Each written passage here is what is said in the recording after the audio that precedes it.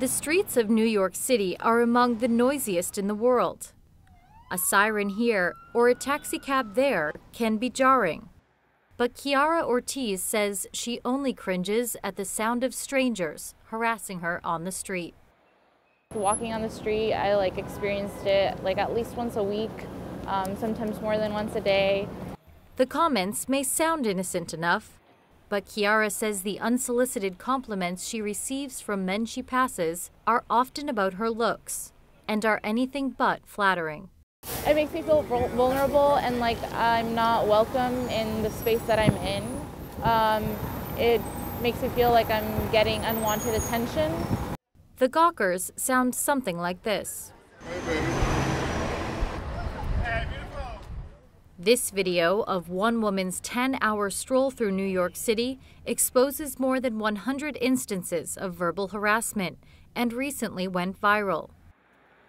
Kiara says it's not a reflection of her daily life, but does reveal a glaring form of aggression on American streets that's largely ignored. A recent study by Stop Street Harassment, the nonprofit Kiara blogs for, found that 65% of American women have experienced street harassment, and that those encounters can often provoke other sexually driven acts. I think it should be illegal because it can also lead to other forms of aggression if we don't do anything about it.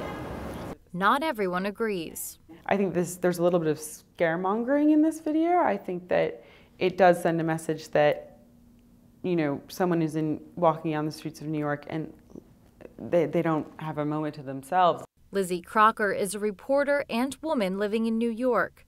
Her recent article suggests that there is no way to define street harassment, and because of that, it's impossible to prosecute. I think that there are crimes and there are cultural issues and cultural problems, and men acting boorishly, making misogynistic remarks, that's a cultural issue. But we don't need to legislate against that. Many forms of street harassment are illegal in New York, like verbal assault and stalking. But until there's a way to separate criminals from those innocently sharing a compliment, videos like this will only shed light on an unavoidable annoyance on American streets.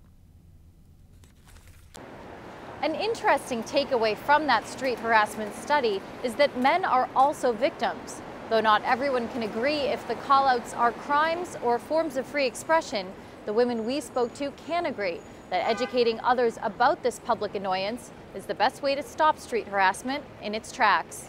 Patrice Howard for Telesur, New York.